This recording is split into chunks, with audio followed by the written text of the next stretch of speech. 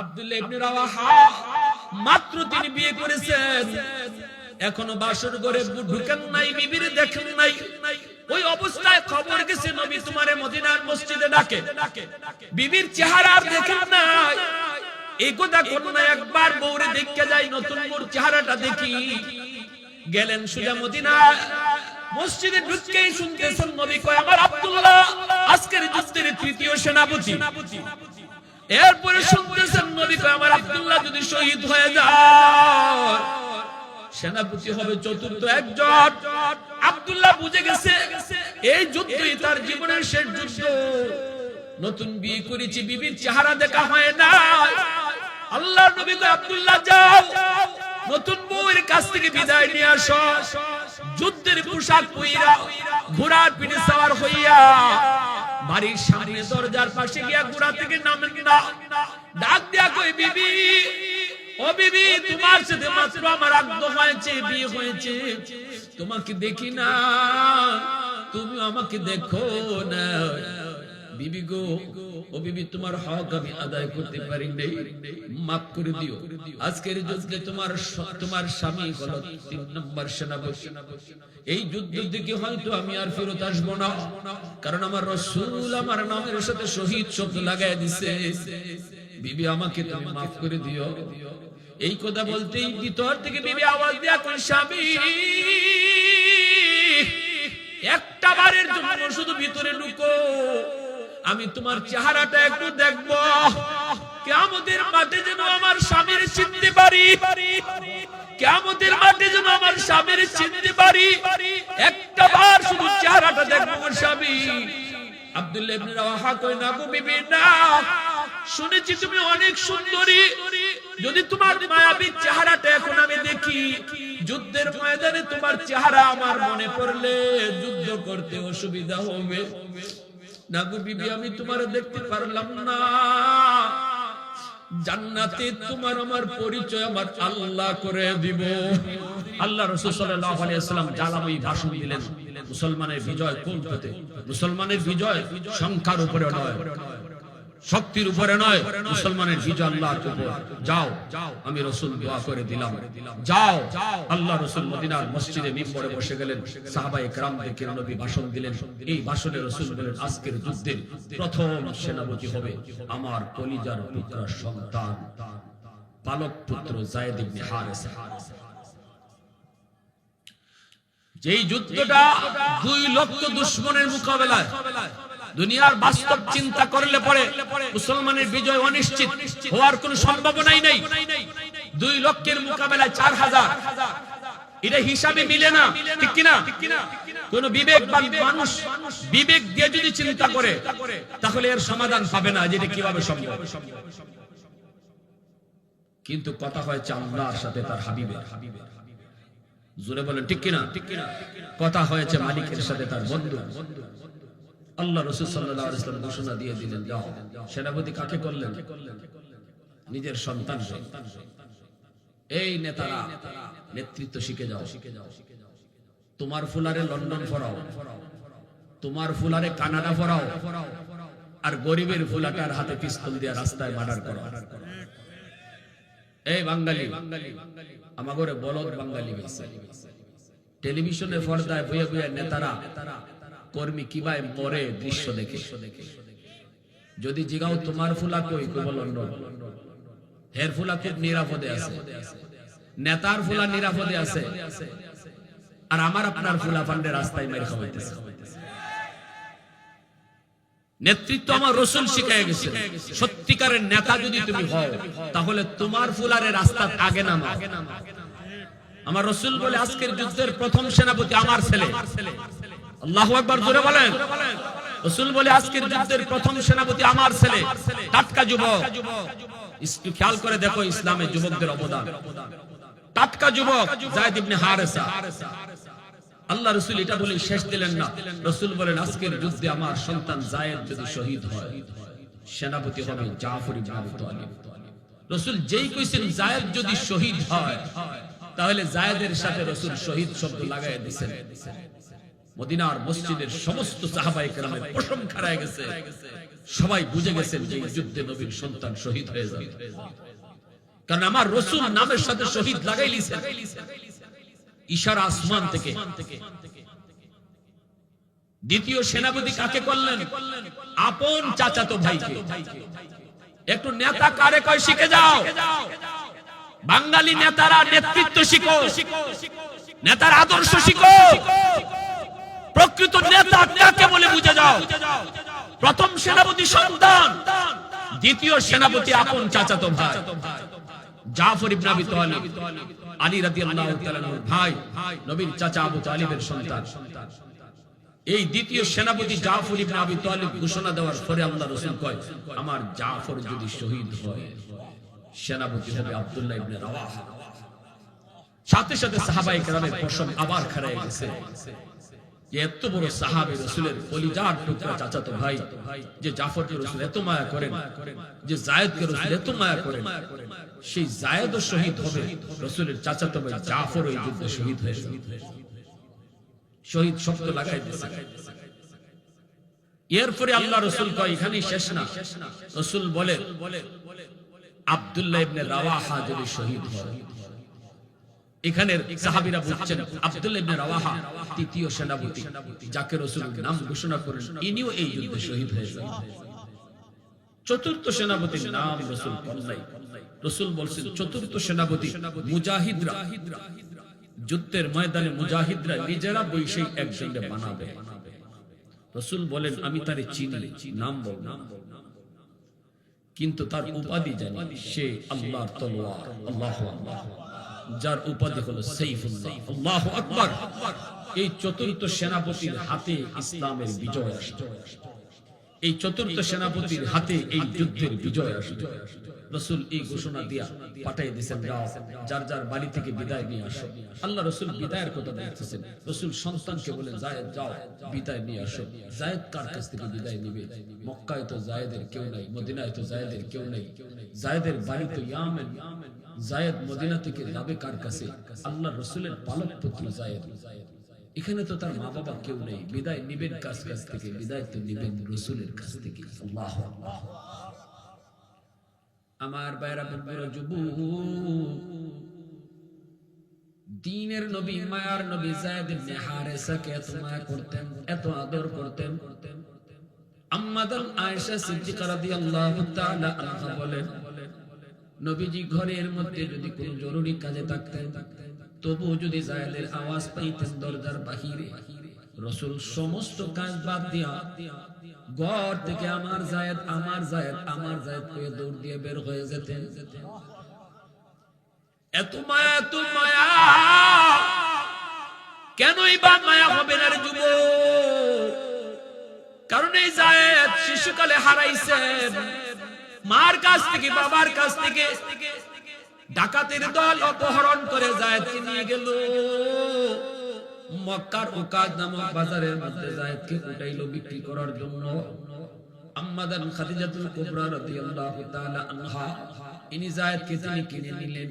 কিনা তিনি নবীর সাথে বিয়ের পর আল্লাহর নবীকে তিনি হাদিয়া দিয়ে দিলেন। মক্কার মানুষেরা জানতো যায়েদ হলো নবীর গোলাম, আল্লাহর নবীর গোলাম, কারণ যায়েদ তখনও গোলাম। এই অবস্থায় ঈদে ইয়ামিন, তার মা, তার বাবা সন্তান হারানোর পর পাগল হয়ে গেছে, রাস্তায় রাস্তায় শুধু ঘুরে, মা শুধু যায়েদ যায়েদ কয়ে কয়ে রাস্তায় ঘুরে, কিন্তু কেউ জানে না যায়েদ মক্কায় আমার নবীর ঘরে যায়েদ গোলাম। এটা তার মা জানে না, তার বাবা জানে না, ইয়ামিনের কেউ জানে না। এইদিকে ইয়ামিনের কিছু মানুষ মক্কায় আসলো, আল্লাহ নবীর কাছে যায়েদকে দেখে ওরা চিনে ফেললো। তখন তো যায়েদ আর ছোট না, 10 বছর হয়ে গেছে মায়ার নবীর সাথে। আল্লাহু আকবার। এরপর ইয়ামিনের মানুষ যায়েদকে দেখে তারা চিনে ফেললো। ইয়ামিনে যায় যায়েদের বাবাকে বলতেছে, ও যায়েদের বাপ, আমরা যায়েদকে দেখেছি মক্কায়। কার কাছে? কই মুহাম্মদের কাছে। মুহাম্মদ অনেক বড় একজন উদার মনের মানুষ, ইনি আল্লাহর পয়গম্বর, কিন্তু অনেক বড় বড় উদার মনের একজন মানুষ। মনে হয় তুমি যদি তোমার সন্তানের পরিচয় দাও তাহলে হয়তো তোমাকে দিয়ে দিবে, যদিও সে মুহাম্মদের গোলাম তোমার ছেলে, যদি পয়সা করে দাও তাহলে হয়তো সন্তান তুমি ফিরে পাইবা। যায়েদের বাপ অনেকগুলি টাকা নিয়ে নবীজির দরবারে হাজির। আল্লাহর নবীর কাছে যখন পরিচয় দিয়া বলতেছেন, আপনার কাছে যে যায়েদ আছে, এই যায়েদ হলো আমার সন্তান। যায়েদের বাড়ি হলো ইয়ামেন। যায়েদের মা পাগল, রাস্তায় রাস্তায় ঘুরে সন্তান পায় না, সন্তানের কারণে মা পাগলের মতো হয়ে গেছে। যদি আপনি ছেলেটাকে আমার কাছে দিয়ে দিতেন, যা টাকা লাগে, যা পয়সা লাগে, বদলা যা চাইবেন আমি তাই দিব। আল্লাহর নবী রহমতের নবী বলেন, যায়েদের বাপ একটু অপেক্ষা করো, আমি যায়েদকে ডাক দিই।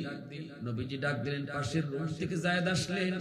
আসলে পরে নবী কই, যায়েদ দেখো তো ওনারে চিনো?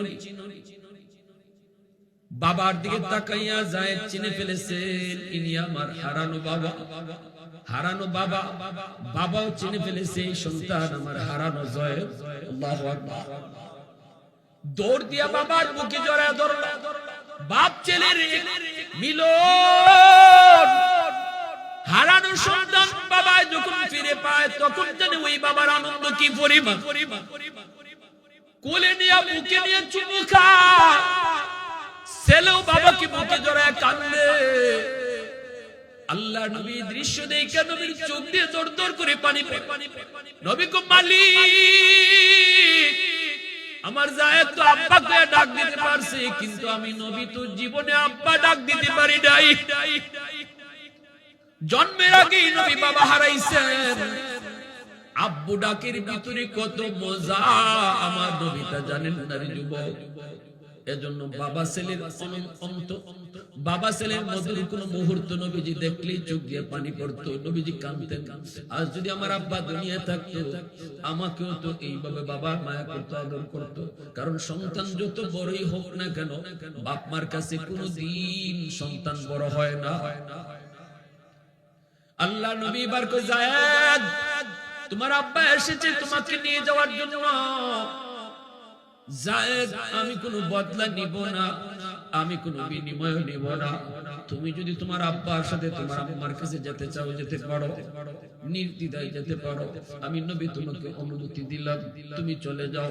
তোমার আম্মা অসুস্থ হয়ে পড়েছে, বিছানায় পড়ে পড়ে যায়েদ করে কাঁদে।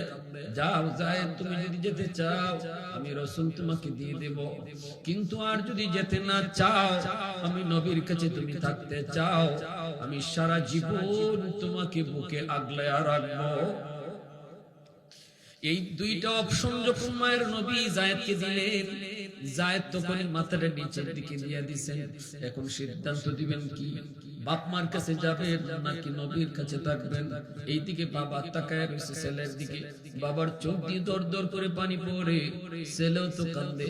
একবার যায়েদ বাবার চেহারার দিকে তাকান, আর একবার রহমতের নবীর দিকে তাকান। একবার বাবার দিকে তাকান, আরেকবার আমার আপনার রহমতের নবীর দিকে তাকান। এই অবস্থায় একটু পরে যায়েদ মাথার নিচের দিকে দিয়ে সিদ্ধান্ত শোনায় দেয়, নবী গো আমি সিদ্ধান্ত নিয়েছি, যদিও আমি আমার হারানো মা পাইছি, বাবা পাইছি, তবুও আমি বাপ মার কাছে যেতে চাই না। আমি সারা জীবন আপনার কদমে জড়ায় থাকতে চাই। ওগো নবীজি, আমি আজকে 10 বছর আপনার খেদমতে বাবার আদর মার আদর সব পাইছি। আমি যে মা হারা বাবা হারা এই কষ্টটা কখনো টের পাই না। অতএব আমি আপনার কাছেই বাকি জীবন থাকবো। এই কথা বলতে যায়েদের বাপ দৌড় দিয়ে সেই যায়েদকে বুকে জড়ায় নিছে আর বলতেছে, বাজার কইলি কি তুই, তোর মা না পাগল, মার কাছে বুঝে যাবি না? যায়েদ তখন তোকে কোনো কথা বলে না। তখনই বাবা কই, বুঝে গেছি বাজার, মুহাম্মদুর রাসূলুল্লাহর কাছে তুমি কি পরিমাণ শান্তিতে আছো, কি পরিমাণ মায়ায় আছো, আমাকে আর বুঝায় বলতে হবে না বাবা। ঠিক আছে, তুমি থাকো, নবীর কাছেই থাকো। আমরা মা বাবা মাঝে মাঝে তোমার কথা মনে পড়লে ইয়ামেন থেকে মক্কায় এসে তোমারে দেখে যাব। আমার রহমতের নবী মায়ার নবী সাথে সাথে বুকে টান দিয়া যায় ঘর থেকে দৌড় দিয়ে বের হয়ে গেলেন। আল্লাহ নবীর মনের ভিতরে তামান্না ছিল যায়েদ যেন নবীর কাছেই থাকে। নবীজি দৌড় দিয়ে এক দৌড়ে সাফা পাহাড়, মক্কার সাফা পাহাড়ের উপরে উঠা নবীজি এলান করে, মক্কার মানুষ, এতদিন পর্যন্ত তোমরা জানো যায়েদ হলো মুহাম্মদের গোলাম, কিন্তু যেই যায়েদ মা পাইয়া বাবা পাইয়া বাপমার কাছে গেল না, আমি নবীর কাছে থেকে গেল, আজ থেকে তোমরা শুনে রাখো, যায়েদ মুহাম্মদের গোলাম নয়, আজ থেকে যায়েদ হলো মুহাম্মদের পুত্র। সেই যায়েদ ইবনে হারেসা তিনি যখন মুতার যুদ্ধে যাবেন, আল্লাহর নবীর কাছ থেকে বিদায় নিলেন। 10 বছরের একটা বালক ছিল যায়েদ ইবনে হারেসা, নাম হলো উসামা।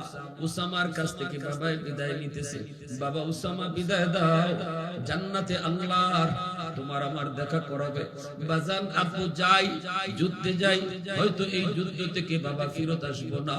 কোনদিন যদি বাবার কথা মনে পড়ে, তাহলে শাম সিরিয়ার রাস্তার কোন এক কিনারে বাবার তুমি কবর পাইবা। যদি রাস্তার কিনারে বাবার কবর পাও, বাবার কবরটা পাইলে একটু সালাম দিও। আল্লাহু আকবার জোরে কও।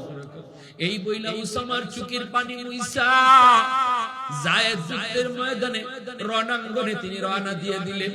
এইদিকে জাফর ইবনে আবি তালিব ইনি গেলেন বিদায় আনার জন্য।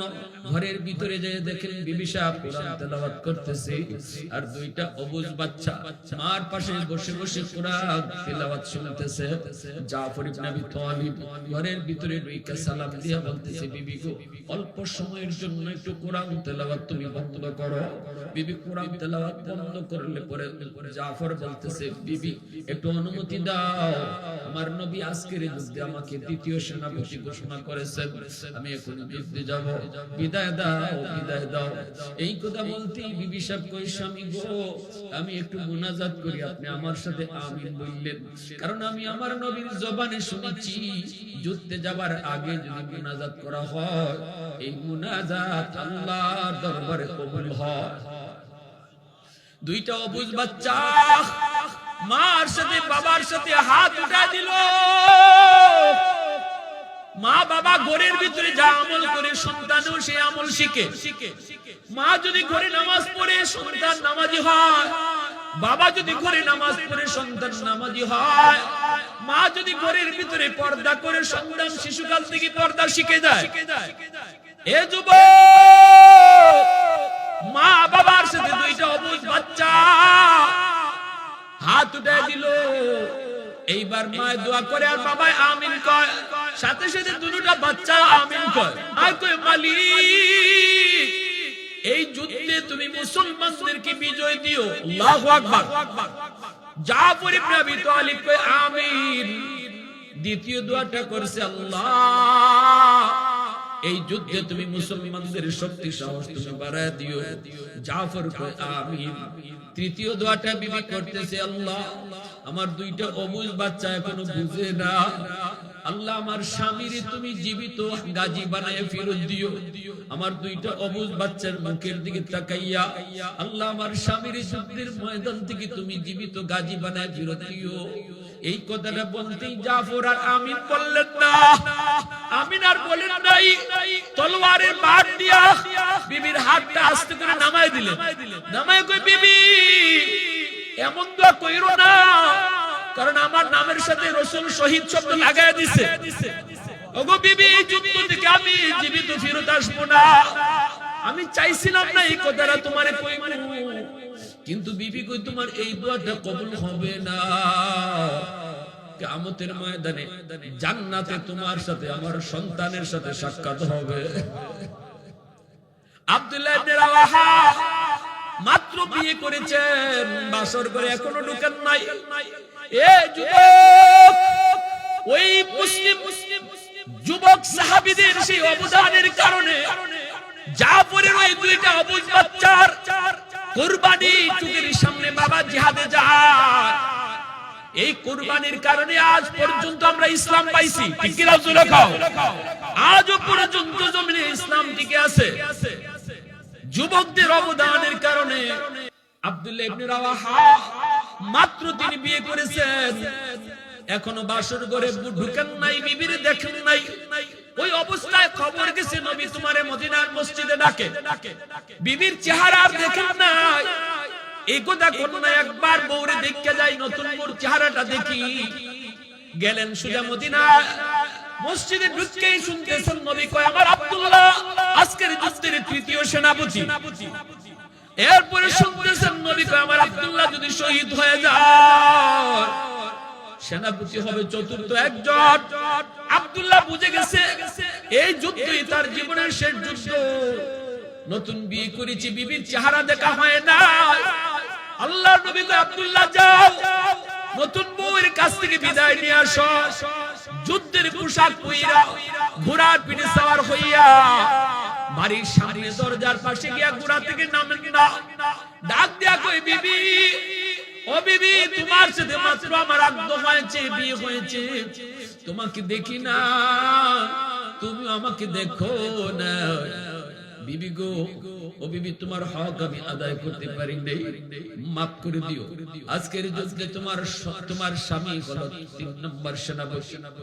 এই যুদ্ধ থেকে হয়তো আমি আর ফেরত আসবো না, কারণ আমার রাসূল আমার নামের সাথে শহীদ শব্দ লাগায় দিছে।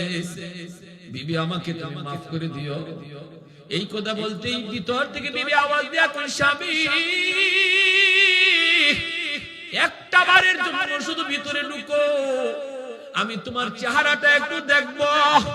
কিয়ামতের মাঠে যেন আমার স্বামীর চিনতে পারি, কিয়ামতের মাঠে যেন আমার স্বামীর চিনতে পারি, একটা বার শুধু চেহারাটা দেখবো আমার স্বামী। আব্দুল্লাহ ইবনে রাওয়াহা কয় না গো বিবি না, শুনেছি তুমি অনেক সুন্দরী, যদি তোমার মায়াবী চেহারাটা এখন আমি দেখি, যুদ্ধের ময়দানে তোমার চেহারা আমার মনে পড়লে যুদ্ধ করতে অসুবিধা হবে না গো বিবি, আমি তোমার দেখতে পারলাম না। জান্নাতে তোমার আমার পরিচয় আমার আল্লাহ করে দিব, কারণ আমি আমার বিবি সন্তান তামাম দুনিয়ার সব কিছুর চেয়ে আমার আল্লাহ এবং রাসূলকে বেশি ভালোবাসি। যুদ্ধের ময়দানে কোনো ব্যাঘাত হোক এটা আমি চাই না, আমি পারবো না, বিবি মাফ করে দিও। এই বইলে আব্দুল্লাহ ইবনে রাওয়াহা মুতার যুদ্ধের তৃতীয় সেনাপতি, বীরাঙ্গনার বেশি বীরের বেশি রণাঙ্গনে রওনা দিয়ে দিলেন। আল্লাহ নবী রহমতের নবী মায়ার নবী মদিনার মসজিদে তাইকে নবীজি যুদ্ধের হালচাল দেখেন। নবীজি বলতেছেন হায় হায়, সেনাপতি আমার প্রথম সেনাপতি যায়েদ শহীদ হয়ে গেল, দ্বিতীয় সেনাপতি জাফর ইবনে আবি তালিব ইসলামের পতাকা উঠাইছে, আমার জাফর দুশমনদেরকে কচুকাটা করতেছে। আল্লাহু আকবার। মুতার যুদ্ধের চিত্রটা নবীর চোখের সামনে টিভির পর্দার মতো আল্লাহ পাক জিবরাইলের মারফতে তুলে ধরছেন। নবীজি মদিনার মসজিদে বইসা বইসা যুদ্ধ দেখতেছেন। নবী দেখেন দ্বিতীয় সেনাপতি জাফর ইসলামের পতাকা হাতে নিয়ে যুদ্ধ চালাইছে, অসংখ্য দুশমনকে জাহান্নামে পাঠাইয়া জাফরের ডান হাত বেঈমানরা কেটে ফেলছে, বাম হাতও কেটে ফেলেছে।